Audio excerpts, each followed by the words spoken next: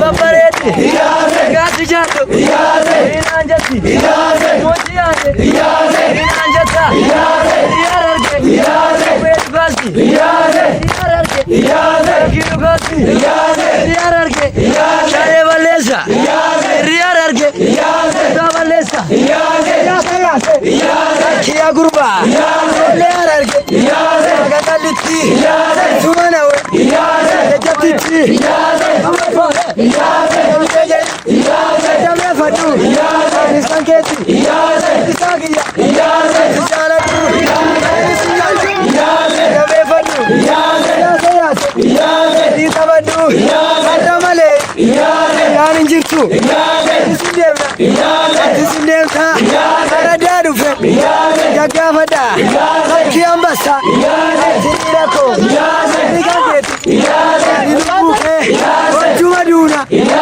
Jumaduna,